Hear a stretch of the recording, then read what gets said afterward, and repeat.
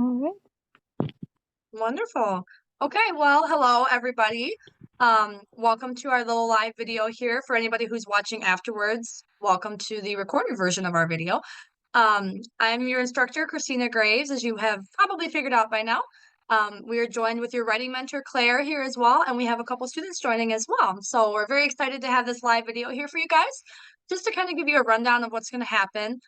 First off, actually, I'm going to apologize if I cough a million times. I am fighting a cold right now, so I'll try to mute if I know it's going to be a big cough. Otherwise, you're just going to have to cover your ears every once in a while.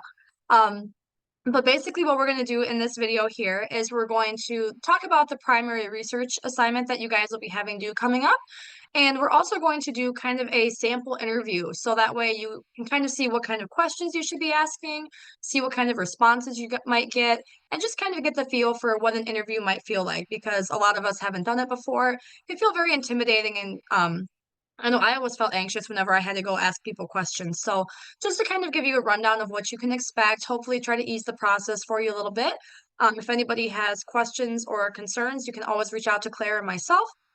Questions can be asked during this video as well for our students that are joining us. But otherwise, we will just go ahead and get started. So I'm going to begin by sharing my screen and just kind of walking you guys through this primary research assignment. So basically, what you're going to be doing in this assignment is obviously gathering that primary research data. So you have one of three options. You can do more than one, or you can just do one. So the first is to interview members of the business or organization that you chose. You can also interview patrons, supporters, other community members that might be involved with the business or organization, and or you can gather observational data while visiting the business or organization. So note here as well that interviews can be conducted in any kind of format. Most people tend to do in person or like phone calls or Zoom calls. But if the person that you're trying to contact is unavailable or you're not quite comfortable doing that, you can always do email, text messaging, kind of whatever kind of format that works best for you. So you're going to spend a minimum of 1 hour compiling some data, whatever method that you choose or methods that you choose. And then you're going to kind of slow down in this process and expand your way of seeing the subject. So if you're collecting observational data, really just try to sit and just kind of take in the surroundings that you have around you. Kind of think about what kind of people are going through, watch them and see what kind of reactions they have in the business or organization. See what you kind of feel just with the atmosphere. What are you smelling? Think of those five senses. What are you seeing? What are you hearing? If you're conducting interviews, consider recording the interview using either video or audio. I've had some students in the past that like to do audio recordings. I also find it very handy just because you might not be catching everything they're saying right in that moment. You're more than likely going to be taking notes while you're doing your interview. So it can be kind of hard to listen to everything they're saying while taking notes. If you have that recording, then you can go back and listen to it and maybe catch some important information you might have originally missed. Um, Always ask the person though that you're interviewing if it's okay for them to be recorded. Some people are more comfortable with that than others. If not, you're going to have a little bit more time to jot down notes to make sure you're getting everything. So your pauses might be a little bit longer, and that's totally okay. So the second part of the assignment is to attach that raw interview or observational data. So basically, a lot of students for this part of the assignment will attach their notes. They'll send in pictures of the notes that they took in their notebook. They might attach a document if they typed it all up on their computer. They will upload video or audio commentary that they did for the recordings. So you have quite a few different options. They're listed here, for example, interviews, collect audio, record video, write in a notebook, upload that, type notes on a laptop. Same kind of thing for the observational research. So depending which one you choose, you can go through those different bulleted points and see which one would best work to support your primary data. The final step for this assignment is to actually synthesize that data. You're going to reflect on what you've gathered and really think about what that research means and how that's going to support your profile assignment. You'll list the name of the business or organization you've chosen again. Excuse me, include a clickable hyperlink again, so that way it's very easy for me to go and reference that page, see any additional information that I might need. Then you'll compose a paragraph of about 250 words, kind of explaining what you've gathered from this research. Identify the central takeaway that you really are having for your profile. think about what your purpose is and what your goals are in achieving and writing about this particular business or organization, and really expand upon that and reflect on the information you've gathered from your research and how that's going to support that discussion. So down here again, kind of has the summary of the requirements, the name of the chosen business, a clickable hyperlink, that 250 word reflection on the data you've gathered, and then the upload of the raw data that you actually collected. So either of you students, do you guys have any questions on this assignment based on what I've discussed? Nope. Okay. Awesome. If you Well, guys have any I questions, got one. Sorry, oh, I was go just for it. moving the mouse. So for the interview piece, just kind of right off the bat here, two different kinds of avenues come to mind here. Um, one, I guess you can kind of classify as a more formal interview, which, like I did see, I guess, like the release form, just kind of like, hey, like just let you know I'm going to be interviewing you guys for X amount of reasons for this purpose, yada yada. And then the other one, I guess you can think of it more of a informal interview, which I guess is more kind of like conversational based questioning, more of like a passive stance in a way. Is that kind of one, I guess, allowed, and then two, would that be considered, I guess, in your guys' eyes, a level of interviewing? Like if I were to talk to like local patrons. Right, right. Yeah, so honestly, I have had students do both. And for the purposes of this assignment, I think a lot more of a conversational, kind of informal interview is what students really approach, just because that's a little bit what they're more comfortable with. And especially just depending on who they're talking to, some students won't be able to contact the actual owner or CEO or manager or whoever it might be of the business or organization that they're choosing. So a lot of their conversations might be honestly with more customers or just with employees that kind of work there. So generally their conversations are going to be a lot more conversational in that aspect, just because, you're not going to go to, let's say, a coffee shop and say to a customer, oh, okay, do you have time for an interview? Would you mind signing this form and then having us sit down for half an hour so we can talk about it? You're more than likely just going to engage in just everyday conversation and say, hey, what's your favorite drink that they have? What do you think about this place? So it really kind of depends, I think, on who you plan on interviewing and the discussion of what you're hoping to achieve in your profile. For students that are working with maybe bigger organizations and can get a hold of some of those higher up people, then yes, I would definitely suggest trying to get a release form, having them sign that, possibly record the interview if possible. But, for a lot of us, and, for most of the students, I think it'll be a lot more of that informal conversational type of interview. Does that answer your question? Oh yeah, definitely. Thanks a lot for the clarification. Appreciate it. Yeah, absolutely. All right. Well, what I'm going to do then is I'm going to stop sharing and I'm going to have Claire share her screen here, and then we'll kind of talk about the questions that we kind of came up with, how we came up with some of them, and then we'll actually kind of go through the process of doing the actual interview. So, Claire, did you want to kind of share a little bit about how you came up with some of your questions? Yeah, absolutely.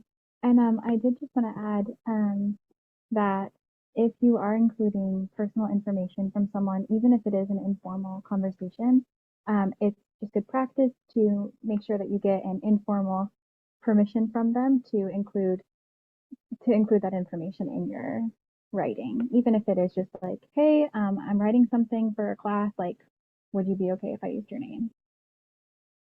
So that's just good practice. Okay, so in terms of interview questions, the first 7 are just some kind of easy questions that you can begin to ask whoever, like a patron, a worker, a manager, and owner of the local business that you choose. And then these next questions I've divided into whether you're planning on interviewing kind of like a higher up, like an owner or a manager, versus like a worker or a patron. Because depending on who you interview, your questions will be a little bit different. When I was trying to come up with these questions, I referenced that profile like requirements page just where they list out, I think it's in module 2, all of the things that you need to fulfill for this assignment. And I focused on those 2 goal bullet points. One of them is finding a significant or surprising impact that the business has had on a local community, or you could choose to find, I can't even remember the second bullet point. Pasta. I would go back and look at those bullet points. They're really important. But they guided the formation of these questions for me. Yeah. Any additions? No, I think that's really great. I think kind of like Claire mentioned, those ones at the very top are just very kind of broad, starting out kind of questions that I kind of just came up with those off the top of my head. Didn't even have, a business or anything chosen in mind. These are just based on some of the requirements of our assignment and some of the different areas that, you might be discussing when you actually begin writing your profile. They're just very general, basic questions to kind of start with. And then as Claire mentioned, once you actually dig deeper and you kind of look at what the purpose is going to be for that profile you're writing, then you can kind of be a little bit more specific in, narrowing down what exact information you want to gather and how you want to kind of, word that information. So yeah, we have we're going to kind of focus mainly on the 2-second sections that Claire had mentioned, asking the owner of a business and then like a worker in the business. So basically we gather these questions kind of stemming from the beginning ones, looking further into a potential business, what we might be wanting to gather, what information we think we might need to use. So yeah, and just so everybody knows, this is a completely made up business.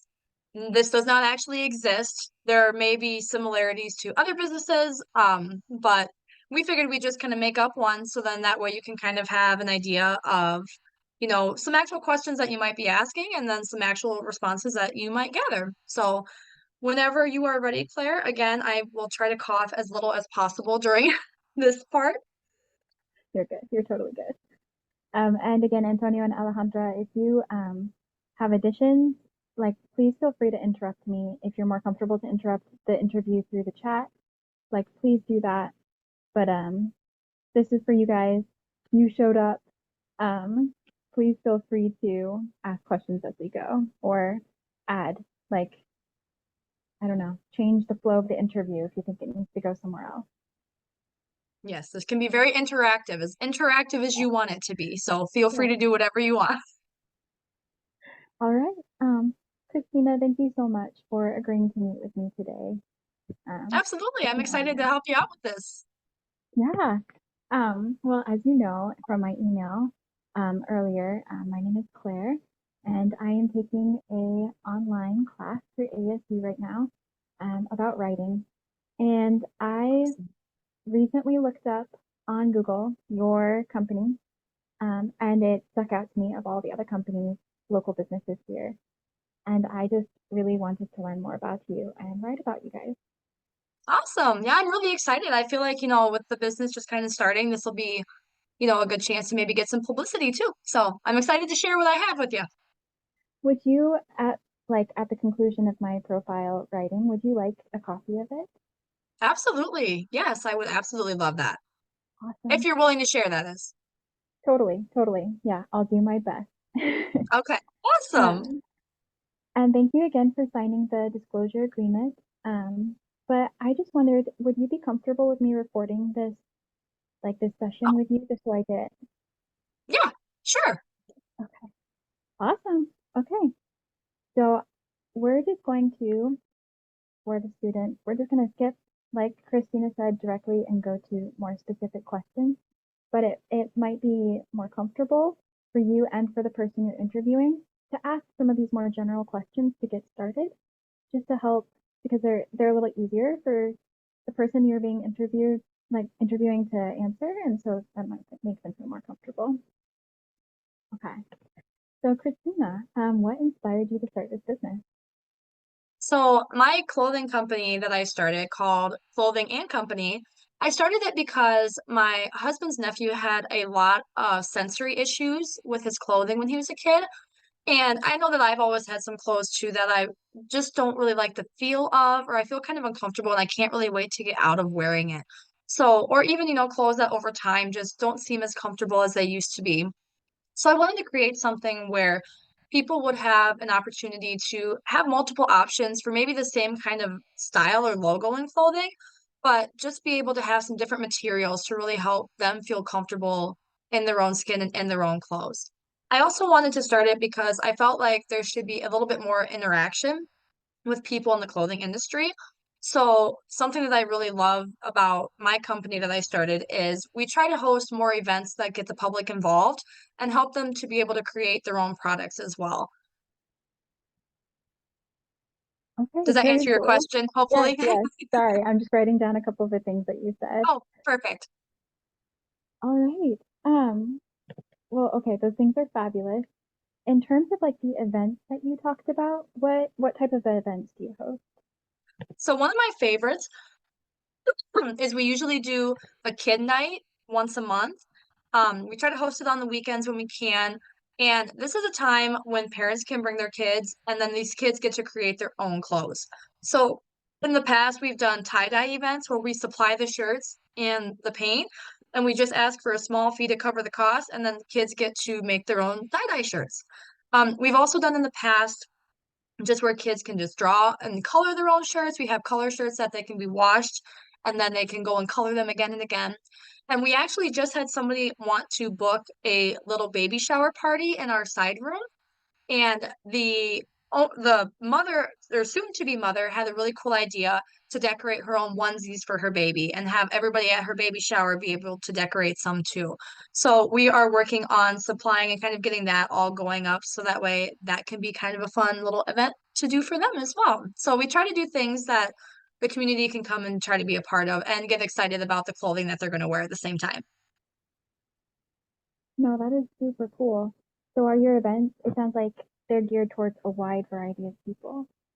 Yes, we try to make it fun for all ages and get something to interest everybody. Okay, that's really, really cool. Um, my next question for you is, were there any challenges you had as you were starting this business or that you're having now? So I think one of the biggest challenges for me personally is, with this online era that we live in, it's so easy just to go online and buy clothes. So the biggest challenge that we had was just kind of getting the community into our store to begin with. We do live in a very tight-knit community, so we're really lucky that a lot of people kind of knew us already and they were willing to kind of jump in and kind of come and see what we were about. But I think initially that first probably like month was really hard, just trying to spread the word that we were open and showcase enough of our items to really gain that public interest. So was it like through like events or like your online platform? What do you think made that difference of getting community members into your store? So I think it was probably two things. First being our online platform, we would try and post as much to Facebook as we possibly could, at least once a day, and then try to do some live videos at least once a week so people could see what kind of products we actually carried. And then because our town does monthly markets, we would also have some of our merchandise and we would go create a little booth out there. And I feel like that really probably did the most for our business because we had continuous growth in people coming to support us and sales at these little markets every month. We got bigger and bigger and bigger. And it was easy to see that the customer flow, even in our actual store, just increased as well. Okay, so like these monthly markets that you mentioned, how has that impacted the community, do you think? I think that people have, excuse me, I'm sorry, I have a cold right now. Okay. Um, I feel like the community has really started to want to kind of know more. Once they found out, kind of the reasoning behind us starting this business, I think they wanted to do more research and kind of just almost re-examine their wardrobe because sometimes we just buy something because it's like, oh, well, that's a decent price, even though the quality of it might not be the best. We kind of go and, budget our clothing. I'm a mom to two kids, so they have more clothes than in my entire wardrobe for probably just like one drawer. So trying to kind of just reevaluate the clothing that we put on and making sure we're comfortable in that clothing. Um, so I feel like the community has been able to kind of reevaluate what they feel comfortable in and just really be able to spread the word that, sensory issues are a real thing and there's a lot of people that kind of deal with that. So I think it's brought awareness to that while also just, spreading positivity with the kinds of events that we host to get people more engaged with the clothing that they wear. That is really cool. And I think I will want to attend some of those in the future. So that's awesome. Oh, feel free, reach out if you ever want and I'll give you some more information. Um, should we do maybe one more question or should we keep going through the list? Um, let's see. I think probably one more would be okay. Okay. Whichever one you want to pick. Yeah. That's so true. Okay, let's do number 4. What would you say is one of the most significant impacts that your store has had on your local community? I know you sort of touched on it specifically with monthly market, but So I feel like our events, I feel like, are the probably one of the biggest ways that we have impacted the community because it's drawing people together in ways that I haven't seen before. When we have these events where these kids come together and, normally clothing is something you don't want to get dirty. So especially when we do these tie-dye events, they are ecstatic because it's supposed to be dirty. So they get to have so much fun. It's great to see the bond between the parents and the kids because we normally try to have the parents make one with the kids as well if they want to. That's a little extra fee, so they're not required to. But it's just really engaging them with their kids in the time. They get to learn about clothing. We show them, different options of the style of clothing that they can choose. So every kid is allowed to have something that fits them, personally the best. I feel like, and it just creates this wonderful community within the store. And then people can see each other outside of the store wearing that clothing, like, oh, hey, I remember when we did that tie-dye thing. It's just kind of almost a reminiscing kind of feeling too that's built in the community around these events that we host. okay, I love that. I'm just finishing up this note here. Well, Christina, thank you Amazing. so much for agreeing to meet with me. I will email you, if that's okay, a copy of this recording just so that you have access to all the things that you've shared with me today. So thank Absolutely. If you have any other questions or you think of anything else, just feel free to shoot me an email. All right. Awesome. Good. Okay. All right. So that could potentially be how an interview could go for you. Um, And Claire was kind of taking notes there along the way, so that way you guys can see what her thought process was. She took down notes on things that she might be able to use in the profile, some of the main points of what I was kind of talking about. Um, so she might use some of this, she might use all of this. Um, she will more than likely use something. She probably won't completely delete everything I just said and not use any of it. But we can see, especially in looking at the significant impact, because that's one of the main points of that profile assignment we're going to be doing. So, she took a lot of notes kind of in that section and really focused on, okay, so the significant impact that this store has is the events and the way that they tie the community together, the way that they build the relationship with the families, the way that they change the relationship with the clothing, just different things like that. So those are things that in her mind, she's probably thinking, okay, I really want to focus on, how this creates a significant impact in the community. And these are some of the ways that I think, based on what Christina said, can really help support my profile. Do you have anything you want to add to that, Claire? No, I think that was so well said. Antonio and Alejandra, do you have any questions for us?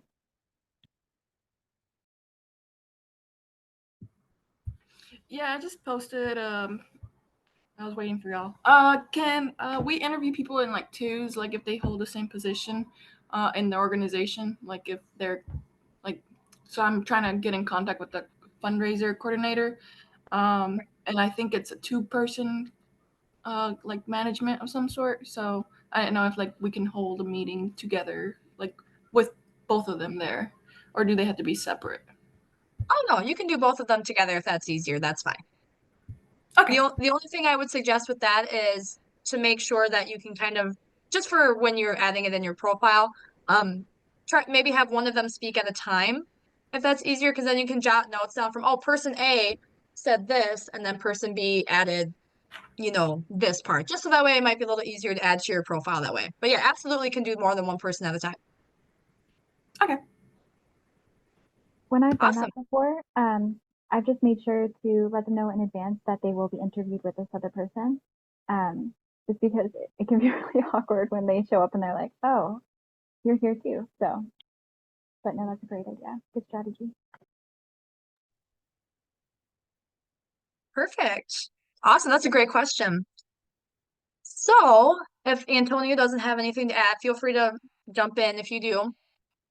We'll probably go down to the next section, which is just for kind of, a worker in the business. So this could be just a regular employee, or, maybe somebody that's not as high up in the food chain in there, maybe even a manager, that if they have a couple different chains of command, whatever it might be.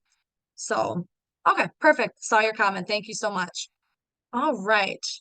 So, Claire, I know we didn't discuss this ahead of time, but I just thought of an idea. Do you want to flip the script and have me ask you the questions, or would you still feel more comfortable if I answered? I totally can. Yeah, let's do this.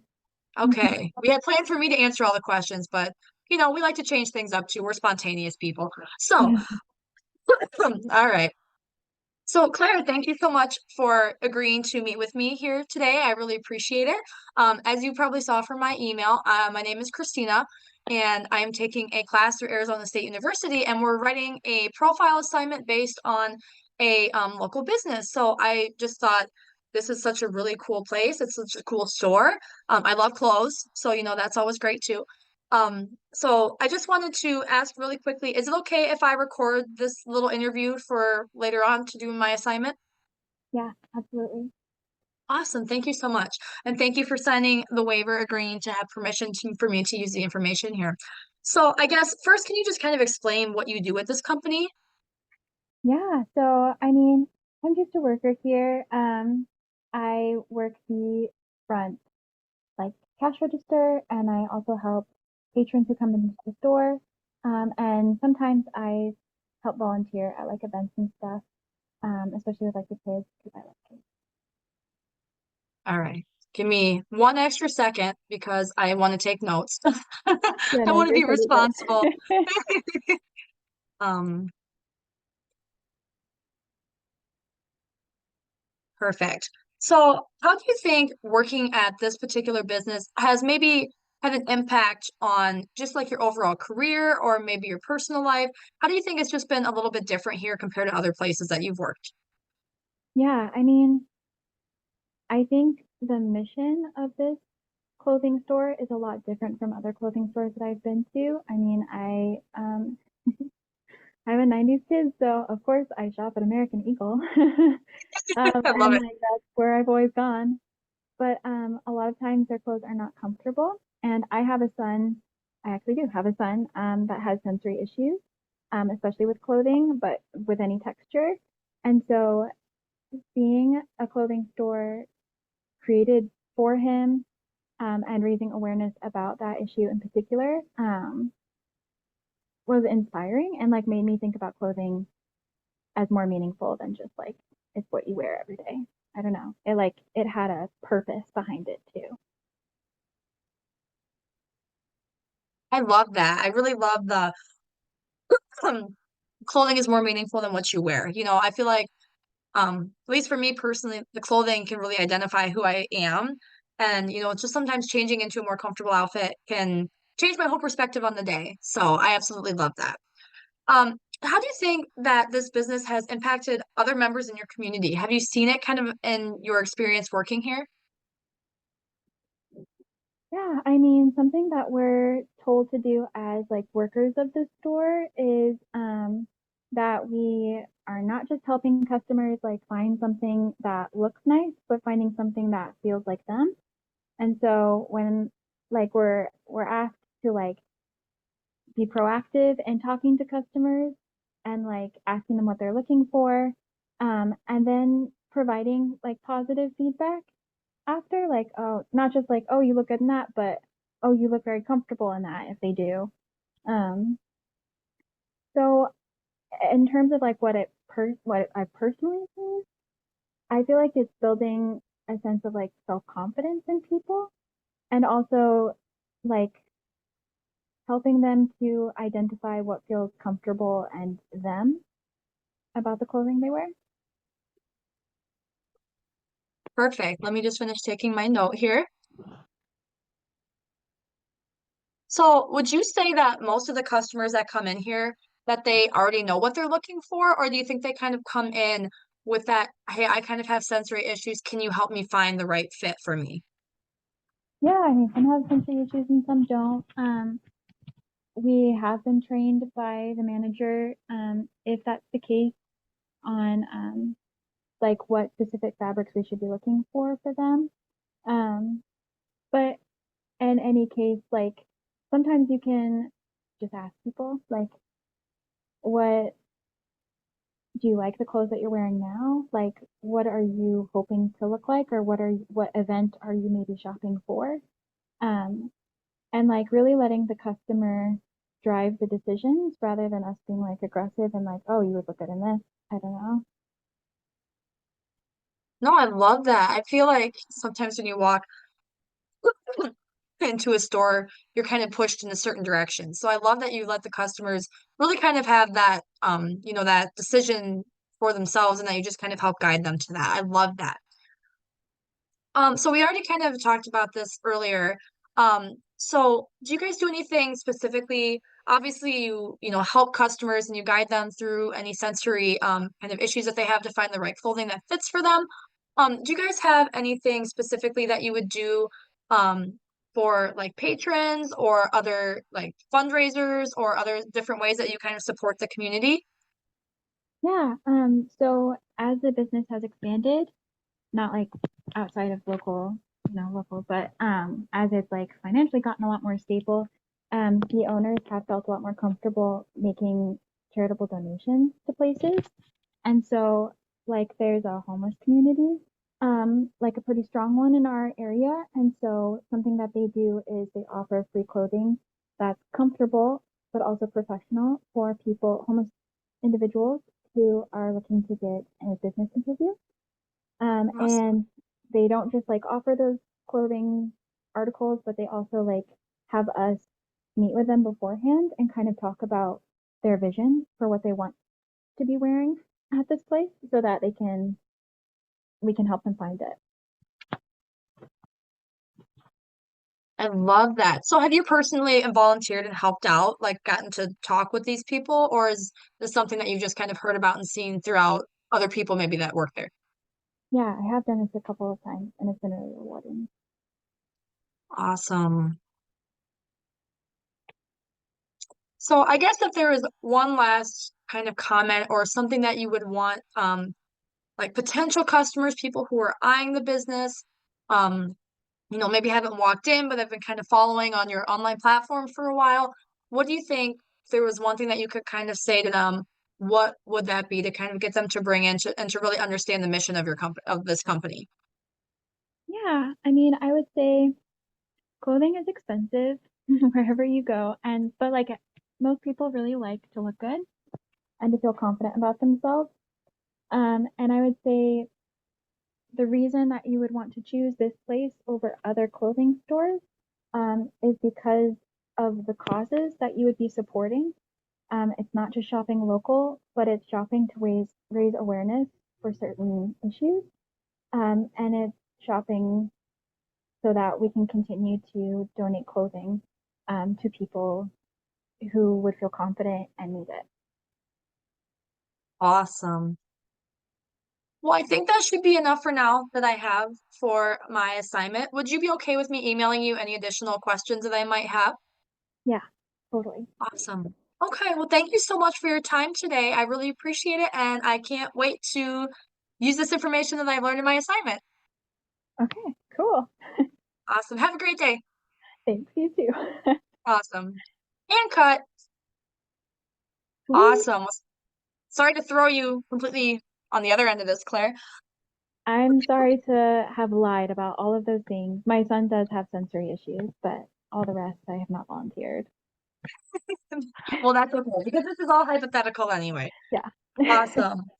So again, just kind of took some notes on what I kind of thought that if I was to write this assignment based on this company we made up, what I would kind of use. So I thought that, I especially loved the points of Claire talking about, I, excuse me, really kind of like identity and feeling that confidence and being able to really help these people that come into the store. It's not just another customer to them, especially because a lot of the people that work here, it seems like, have, know somebody with sensory issues or have had issues themselves. So for them, it's really more than just trying to make a sale.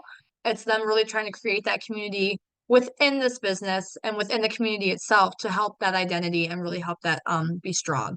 Um, Charitable donations, obviously, with the homeless community, that would be a wonderful thing to bring up because that is something that really goes above and beyond. There's not a whole lot of places that would probably do that.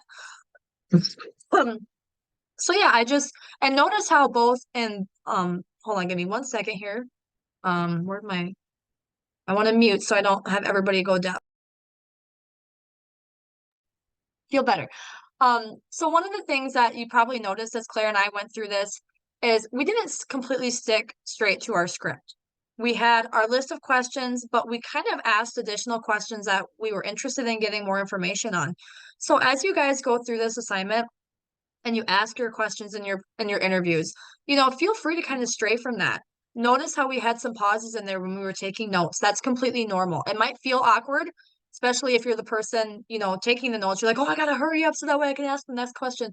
It's totally normal. The person you're interviewing will totally understand. But yeah, so this is just kind of a rough guideline for you. Take it in whatever direction that you want or that you think will best support your profile. Antonio or Alejandra, do you have anything that you want to add or any questions that you have based on what we've talked about? I think maybe I can talk on like a few points. So I think what was really cool that I think maybe it isn't always so apparent is like the level of transparency that you can give like your interviewee, and then like kind of like just giving the information back to the people you're interviewing. That's something that like at least at first didn't really like come to the forefront of like my planning process of like, oh, like maybe like it would be beneficial um, to some degree to just like give them the raw data that like ended up taking that day, or to show them the fruits of the labor, as a result of that interview. I think that was actually pretty cool.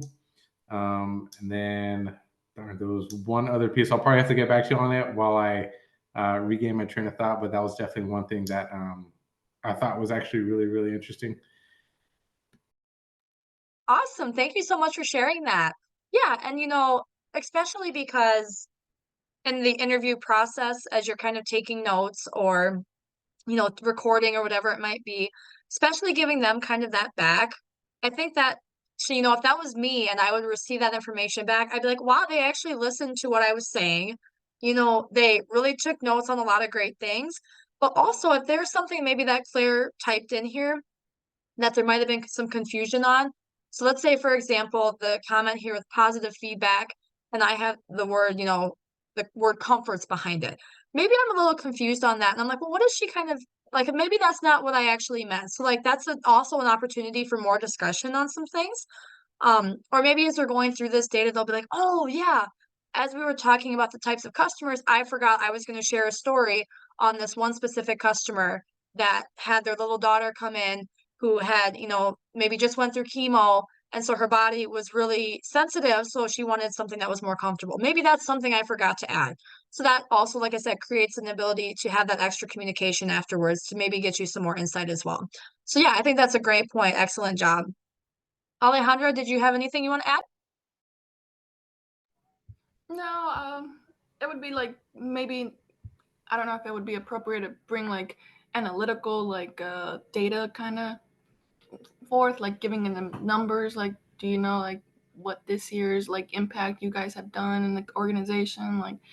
Um, like like monetary or what if they know like the structure of their organization. I don't know if like those type of questions are like appropriate or just kind of stick more to like vague and then start digging into them? Excellent question. So I think it really depends on, I think two things mainly. First off, who you're interviewing, and then second off, what the purpose and the direction of your profile that you wanted to go.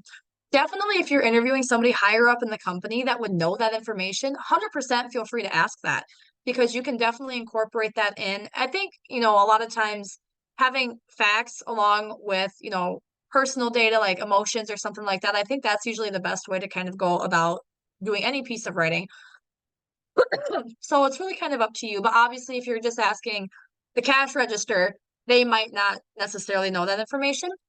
So I think it definitely would depend on who you're interviewing, if they would have that information available. But even if they don't, and maybe they're like, I can get that information for you and just email it to you, that would be another option as well if they don't have it directly in front of them. Does that make sense?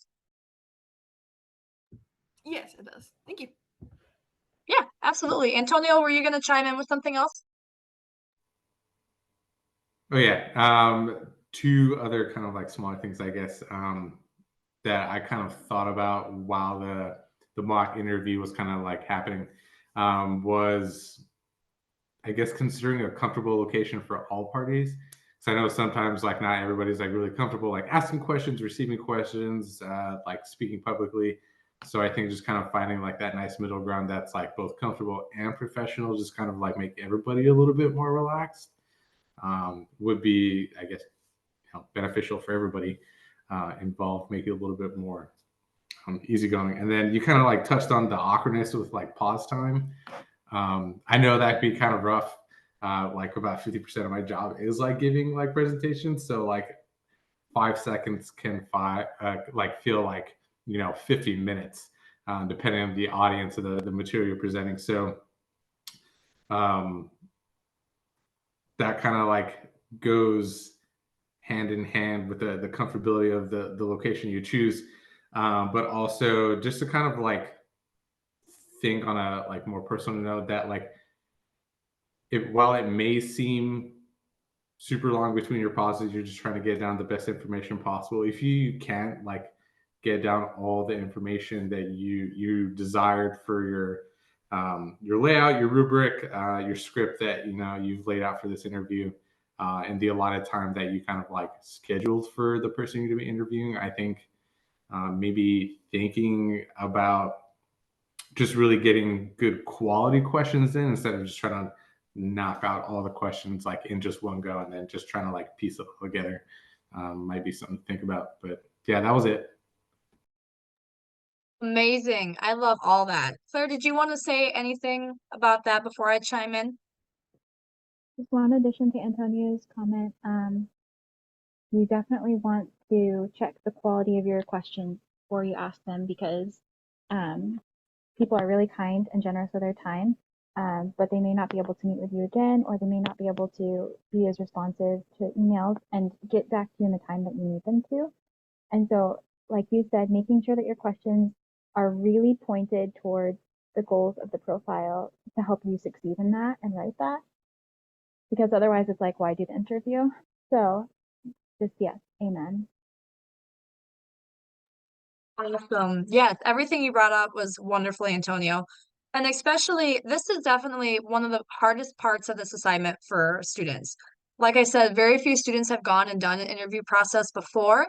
Trying to go and talk to somebody that you have no prior connection with. I mean, this is literally almost random for a lot of students. They may have known the business, they may have even gone to the business or organization before, but to actually talk to somebody with these types of questions is not very common.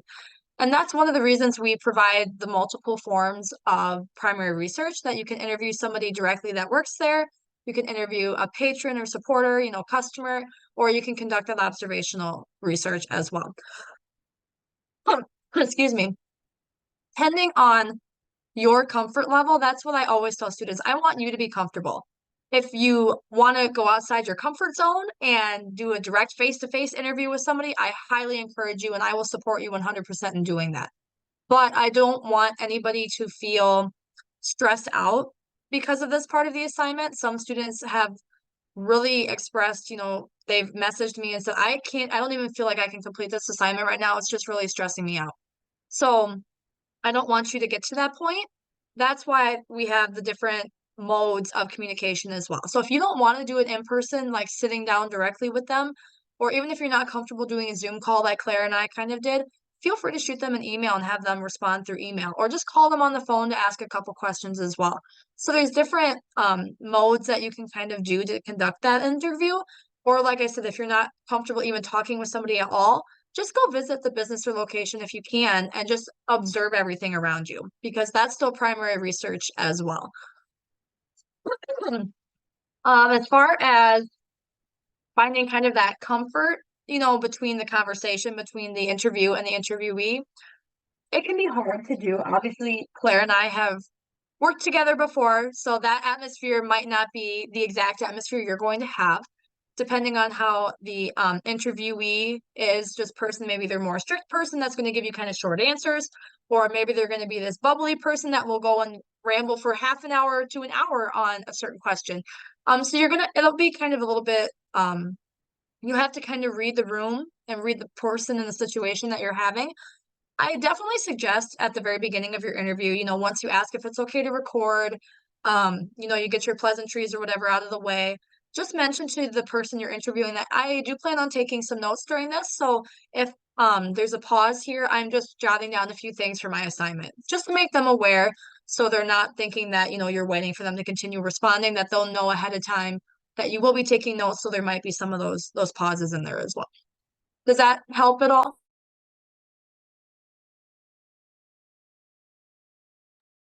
Hopefully a little bit.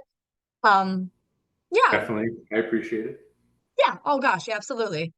No problem at all. So yeah, I think that was pretty much the main things we wanted to cover here. We just wanted to kind of give you a sample of what you can expect. Obviously, it's not going to go exactly like that, but just to kind of see how you go taking notes, how you come up with the questions, how you can steer away from the questions and let the conversation kind of take you where you want to go. So hopefully this was helpful. If anybody has any questions, feel free to reach out to Claire or myself. We'd be happy to help you with this.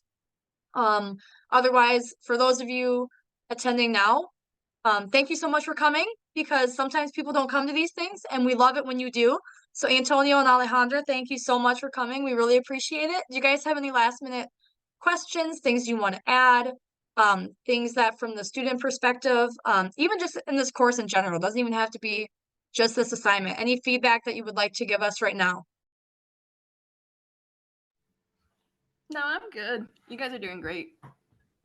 Well, thank you. Appreciate it.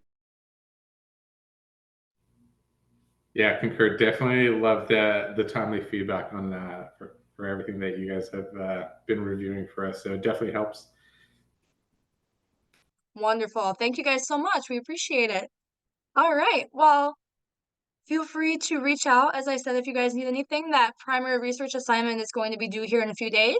So the only other thing I think I would add is, like Claire said, it can be hard to get the feedback and the information that you need in a timely manner, especially with the course moving so quickly.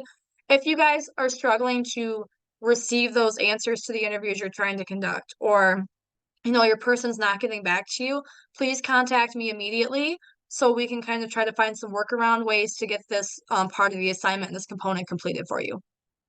Claire, is there anything else you wanted to throw in at the end? No, you nailed it. Thank you guys for coming.